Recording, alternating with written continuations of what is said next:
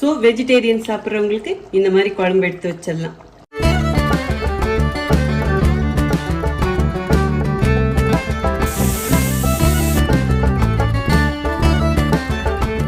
Hi friends, welcome to cook with Sangeetha. இன்னைக்கு நம்ம பார்க்க போகிறது மொச்சக்கொட்டை கருவாடு குழம்பு. இது பிடிக்காதவங்க யாராவது இருப்பாங்களா? எனக்குலாம் அவ்வளோ பிடிக்கும். ஸோ மொச்சக்கொட்டை கருவாடு குழம்புனாலே வில்லேஜ் ஞாபகம் தான் வரும். ஏன்னா வில்லேஜில் இந்த மாதிரி செய்வாங்க, அவ்வளோ சூப்பராக இருக்கும். ஸோ இந்த மொச்சக்கொட்டை கருவாடு குழம்பு ரொம்ப எளிமையான முறையில் சங்கீதா ஸ்டைலில் ஆனால் கிராமத்தில் செஞ்சு காமிக்கிற மாதிரி செஞ்சு காட்ட போகிறேன். வாங்க எப்படி செய்யலான்னு பார்க்கலாம். நம்ம சேனலை யாரெல்லாம் இன்னும் சப்ஸ்கிரைப் பண்ணலையோ சப்ஸ்கிரைப் பண்ணுங்க ப்ளீஸ். கீழே இருக்கிற பெல் பட்டனில் மறக்காம ஆள் கொடுங்க. அப்போதான் நான் போகிற வீடியோ உங்களுக்கு உடனே வரும். வாங்க இப்போ எப்படி செய்யறதுன்னு பார்க்கலாம். இப்போ கருவாடு குழம்பு பண்ணுறதுக்கு ஃபர்ஸ்ட்டு மொச்சக்கொட்டை வேக வச்சுக்கலாங்க. அதுக்கு ஸ்டவ் ஆன் பண்ணி ஒரு குக்கர் வச்சு 200 கிராம் மொச்சக்கொட்டை எடுத்து அதை ஓவர் நைட் ஊற வச்சுட்டு நல்லா கழுவிட்டு குக்கரில் போட்டிருக்கேங்க. இந்த கிளாஸில் 1 கிளாஸ் மொச்சக்கொட்டை எடுத்து இது 200 கிராம் வருங்க. நீங்கள் மொச்சக்கொட்டையை கூடி குறைச்சி போட்டுக்கலாம் உங்களுக்கு தகுந்த மாதிரி. இப்போ இது வேகிறதுக்கு தேவையான அளவு தண்ணி ஊற்றிக்கலாங்க. இதுக்கு தேவையான அளவு உப்பும் போட்டுக்கலாம். இப்போ அடுப்பணல் ஃபுல்லாக வச்சுடுங்க. போட வேண்டிய பொருட்கள் அவ்வளோதாங்க. இப்போ க்ளோஸ் பண்ணிடலாம். விசிலும் போட்டாச்சுங்க. இப்போ அடுப்பணல் மீடியமாக வச்சுடுங்க. உங்களுக்கு எப்படி மொச்சக்கொட்டை வேகணும்னு நினைக்கிறீங்களோ நீங்கள் அதுக்கு தகுந்த மாதிரி விசில் விட்டுக்கலாம். இப்போ இது 6 விசில் வரட்டுங்க. அவ்வளோதாங்க, 6 விசில் வந்துடுச்சு. இப்போ ஸ்டவ் ஆஃப் பண்ணிடலாம். குக்கர் எடுத்து அப்படியே ஒரு பக்கம் வச்சுடுங்க. இது ஆவி போட்டோம். இப்போ கருவாடு கிளீன் பண்ணுறதுக்கு ஸ்டவ் ஆன் பண்ணி ஒரு பாத்திரம் வச்சு அதில் 1/2 லிட்டர் தண்ணி ஊற்றிருக்கேங்க. இந்த தண்ணி நல்லா கொதிச்சிடுச்சுங்க. இப்போ ஸ்டவ் ஆஃப் பண்ணிடலாம். 150 கிராம் நெத்திலி கருவாடு எடுத்து நல்லா கிளீன் பண்ணி வச்சுருக்கேங்க. இப்போ இந்த கருவாட்டை இந்த சுடுதண்ணியிலே போட்டுடலாம். சுடுதண்ணியில் போடும்போதும் அதோடைய ஸ்மெல்லும் எடுத்துரும். அதே மாதிரி கருவாடில் ஓவர் உப்பாக இருக்கும், அந்த உப்பும் எடுத்துரும். இப்போ இது அப்படியே நல்லா மிக்ஸ் பண்ணுங்க. ரொம்ப நேரம் சுடுதண்ணியிலே கருவாடை விட்டால் நல்லா வெந்துடும். ஜஸ்ட் 2 நிமிஷம் இந்த சுடுதண்ணியில் கருவாடு இருக்கட்டுங்க. 2 நிமிஷம் ஆயிடுச்சுங்க. இப்போ இது உடனே பச்சை தண்ணி ஊற்றி நல்லா 4-5 வாட்டி கழுவி எடுத்துட்டு வந்துடுறேன். ஏன்னா இதில் அவ்வளோ மண் இருக்கும். ஸோ மண் போகிற வரைக்கும் நல்லா கழுவிக்கணும். இப்போ இது நல்லா கழுவி எடுத்துட்டு வந்துடுறேங்க.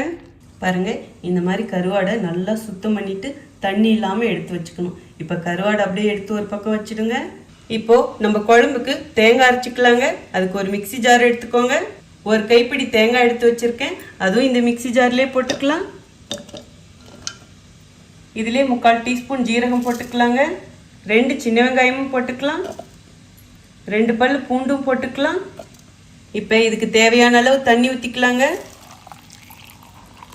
இதை நைஸாக அரைச்சி எடுத்துட்டு வந்துடுறேங்க. இந்த மாதிரி அரைச்சி எடுத்துக்கணுங்க. இப்போ நம்ம தேங்காய் அரவையும் ரெடி ஆயிடுச்சு. வாங்க இப்போ எப்படி கருவாடு குழம்பு வைக்கிறதுன்னு பார்க்கலாம். கருவாடு குழம்பு செய்யறதுக்கு ஸ்டவ் ஆன் பண்ணி ஒரு மண் பாத்திரம் வச்சுட்டேங்க. இந்த குழம்பு மண் பாத்திரத்தில் வைக்கும் போது ரொம்ப சுவையாக இருக்கும். இப்போ தேவையான அளவு எண்ணெய் ஊற்றிக்கலாங்க. நான் நல்லெண்ணெய் தாங்க ஊற்றுறேன். இதுலேயே கடுகு 1 டீஸ்பூன் போட்டுக்கலாங்க. அடுப்பை நல்ல மீடியமாக வச்சுருங்க. கடுகு பொரிஞ்சு வரட்டும். கடுகு பொரிஞ்சிடுச்சுங்க. இப்போ அடுப்பணல் ஃபுல்லாக கம்மி பண்ணிவிடுங்க. 5 பல்லு பூண்டு இடித்து வச்சுருக்கேன், அதுவும் இப்போ இதிலே போட்டுக்கலாம். 1/2 டீஸ்பூன் வெந்தயமும் இதிலே போட்டுக்கலாம். 1/2 டீஸ்பூன் ஜீரகமும் இதிலே போட்டுக்கலாம். 1/4 டீஸ்பூன் முழு மிளகும் போட்டுக்கலாம். 1/2 கைப்பிடி சின்ன வெங்காயம் போட்டுக்கலாம். முழுசாக போடுங்க, அப்போ தான் டேஸ்ட்டாக இருக்கும். பெரிய வெங்காயம் 1 பொடியாக கட் பண்ணி வச்சுருக்கேன், அதுவும் இப்போ இதிலே போட்டுக்கலாம். இப்போ அடுப்படலை மீடியமாக வச்சுக்கோங்க. எல்லாத்தையும் ஒன்று சேர்த்து கிளறி கொடுங்க. இந்த வெங்காயம் கண்ணாடி பதத்துக்கு வரட்டுங்க. வெங்காயம் நல்லா கண்ணாடி பதத்துக்கு வதங்கியாச்சுங்க. இந்த அளவுக்கு வதக்கினா போதும். இதிலே கொஞ்சம் கருவேப்பிலையும் போட்டுக்கலாம். இதையும் சேர்த்து கிளறி கொடுங்க. இந்த அளவுக்கு வதக்கினா போதுங்க. இனிமேல் காய் போட்டுடலாம். 1/4 கிலோ கத்திரிக்காய் எடுத்து அதை 2ஆக கட் பண்ணி வச்சுருக்குங்க. 2ஆக வேணாலும் கட் பண்ணலாம், 4ஆக வேணாலும் கட் பண்ணலாம். எனக்கு இந்த மாதிரி கட் பண்ணால் ரொம்ப பிடிக்கும். அதுவும் காம்போடு போடணும். இந்த காம்பில் தான் டேஸ்ட்டே இருக்குது. சப்போஸ் உங்களுக்கு பிடிக்கலனா நீங்கள் காம்பு எடுத்துட்டும் போடலாம். இப்போ இந்த கத்திரிக்காய் இதிலே போட்டுடலாங்க. கத்திரிக்காயை நீங்கள் கூடி குறைச்சி போட்டுக்கலாம், நம்ம விருப்பம்தான். இதிலே 1/4 டீஸ்பூன் மஞ்சள் பொடியும் போட்டுக்கலாங்க. இப்போ எல்லாத்தையும் ஒன்று சேர்த்து கிளறி கொடுங்க. அடுப்பணல் மீடியமாகவே இருக்கட்டும். கத்திரிக்காயை 2 நிமிஷம் நல்லா வதக்கியாச்சுங்க. அந்த கத்திரிக்காயோட கலர் லைட்டாக மாறி இருக்கு பாருங்கள். ஸோ இந்த அளவுக்கு வதக்கினா போதும். நல்லா பழமாக 3 தக்காளி எடுத்து கட் பண்ணி வச்சுருக்கேன், அதுவும் இதிலே போட்டுக்கலாம். நம்ம இது புளி ஊற்றி வைக்க போகிறோம். ஸோ என்னுடைய புளி ஊற்றி வைக்கிற எல்லா குழம்புக்குமே தக்காளி அதிகமாகவும் புளி கம்மியாகவும் தான் போடுவேன். இந்த மாதிரி செய்யும் போதும் டேஸ்ட்டு சூப்பராக இருக்கும். இந்த தக்காளியும் நல்லா கிளறி கொடுத்துருங்க. இதோடையே 4 பச்சை மிளகாயும் போட்டுக்கலாங்க. இந்த பச்சை மிளகாய் ரொம்ப சின்னதாக இருக்கிறதுனால நான் 4 போட்டிருக்கேன். ஈவன் நீங்கள் 2 to 3 கூட போடலாம், இல்லைனா உங்கள் காரத்துக்கு ஏற்ற மாதிரியும் போட்டுக்கலாம். இப்போ இதையும் சேர்த்து கிளறி கொடுங்க. 2 நிமிஷத்துக்கு இது எல்லாம் ஒன்று சேர்ந்து வதங்கிட்டுங்க. பச்சை மிளகாய் தக்காளியெலாம் நல்லா வதக்கியாச்சுங்க. இனிமேல் தேவையான காரப்பொடியும் போட்டுக்கலாம். 4 டீஸ்பூன் கலந்த மிளகா பொடி எடுத்து வச்சுருக்கேன், அதுவும் இப்போ இதிலே போட்டுக்கலாம். இந்த குழம்பு பொறுத்த வரைக்கும் கலந்த மிளகா பொடி போட்டிங்கன்னா ரொம்ப சுவையாக இருக்கும். சப்போஸ் உங்ககிட்ட இல்லைன்னா 1 டீஸ்பூன் வெறும் மிளகா பொடியும் 2 டீஸ்பூன் கொத்தமல்லி தூளும் போட்டுக்கோங்க. இதிலே காஷ்மீர் மிளகா பொடி 1 டீஸ்பூன் போட்டுக்கலாங்க.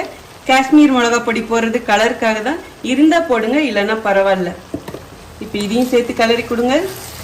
இன்னும் 2 நிமிஷத்துக்கு இந்த காயிலே இது எல்லாம் சேர்ந்து வதங்கிட்டுங்க. இப்போ அடுப்பணல் கம்மியாக வச்சு வதக்கிக்கோங்க. சின்னதாக ஒரு லெமன் சைஸ் புளி எடுத்து அதை நல்லா கரைச்சி வச்சுருக்குங்க. இப்போ அந்த புளி தண்ணி இதிலே ஊற்றிடலாம். ஸோ புளி தண்ணி ரொம்ப கம்மியாக ஊற்றுங்க. இப்போது வேக வச்ச மொச்சக்கொட்டையும் இதிலே போட்டுடலாம். அந்த தண்ணியோடையே போட்டுருங்க. இப்போது இதுக்கு தேவையான அளவு உப்பும் போட்டுடலாங்க. அடுப்பணல் நல்லா ஃபுல்லாக வச்சுடுங்க. எல்லாத்தையும் ஒன்று சேர்த்து கிளறி கொடுங்க. இது நல்லா கொதித்து ஒரு கொதி வரட்டுங்க. குழம்பு நல்லா கொதிக்குதுங்க. இப்போ ஒரு வாட்டி கிளறி கொடுத்துருங்க. இந்த அளவுக்கு கொதிச்சா போதுங்க. இப்போ அரைச்சி வச்ச தேங்காய் பேஸ்ட்டும் இதிலே ஊற்றிடலாங்க. இப்போது எந்த அளவுக்கு உங்களுக்கு குழம்பு வேணுமோ அதுக்கு தகுந்த மாதிரி தண்ணி ஊற்றி கூட்டி வச்சுக்கோங்க. அடுப்பணல் இப்போ ஃபுல்லாகவே இருக்கட்டும். எல்லாத்தையும் ஒன்று சேர்த்து கிளறி கொடுத்துட்டு உப்பு காரம் புளிப்பு கரெக்டாக இருக்கான்னு பார்த்துக்கோங்க. உங்களுக்கு தகுந்த மாதிரி அட்ஜஸ்ட் பண்ணிக்கோங்க. கருவாடில் லேசாக உப்பு தன்மை அதிகமாக இருக்கும். ஸோ அதனால் அதுக்கு தகுந்த மாதிரி பார்த்து உப்பை சரி பண்ணிக்கோங்க. இப்போ இது நல்லா கொதிச்சு வரட்டுங்க. குழம்பு கொதிக்குதுங்க. இப்போ ஒரு வாட்டி கிளறி கொடுத்துருங்க. அடுப்பணல் மீடியமாக வச்சுருங்க. 5 நிமிஷத்துக்கு இது அப்படியே நல்லா கொதிச்சு வரட்டுங்க. ஸோ நீங்கள் வெஜிடேரியனாக இருந்தால் இதோடைய ஸ்டவ் ஆஃப் பண்ணிடலாம். இப்போ எங்கள் வீட்டில் எங்கள் தம்பி வந்து வெஜிடேரியன். ஸோ அவருக்காக நான் குழம்பு எடுத்து வச்சிடுறேன்.